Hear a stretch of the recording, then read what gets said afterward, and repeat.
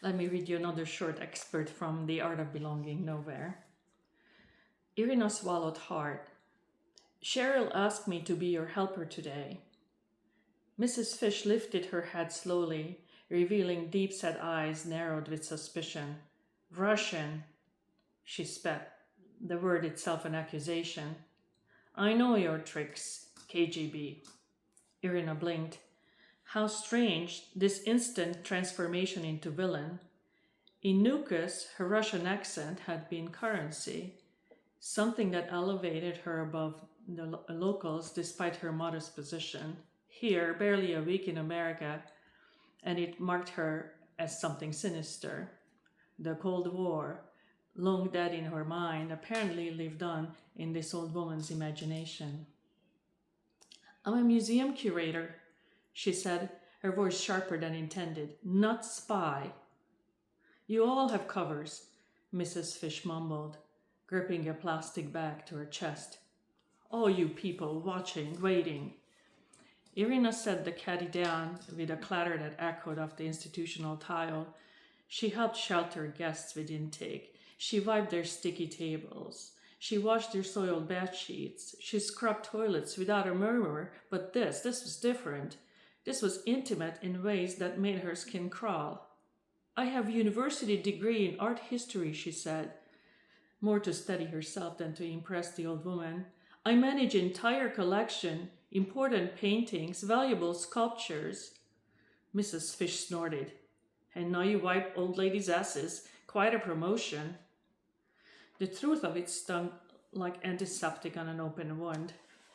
Well, good afternoon, ladies. Looks like I arrived just in time for the party. The voice, smoky, warm, infused with humor, shifted the air in the room. Sam stood in the doorway, arms crossed, crooked smile that had charmed Irina at first sight. Sam! Mrs. Fish's face transformed, disagreeableness melting into delight. Is that really you? Back from Florida? In the flesh, Mrs. Fish, Sam said, stepping inside, closing the door. She winked at Irina. I see you met my colleague. The undercover agent, Mrs. Fish stage whispered, who came for my invisibility shield patent. Is that so? Sam raised an eyebrow at Irina. She doesn't look secret agent to me, too adorable. Despite herself, Irina felt her lips twitch. Thank you. Sam turned back to Mrs. Fish. Listen, Augusta. She used the woman's first name with casual friendliness. This lovely lady is not KGB, FSB, GRU, what have you. She's a museum curator. Knows all about art, like you. Mrs. Fish's eyebrows shot up. A curator? For real? Not just for a cover? Duh, Irina said. I work with paintings, textiles, Russian modernism, avant-garde, mostly. Sovietsky Museum in Uzbekistan. Something flickered in Mrs. Fish's gaze. A moment of clarity, of connection. I designed costumes for the theater, she said, voice suddenly steadier. 30 years at the arena stage.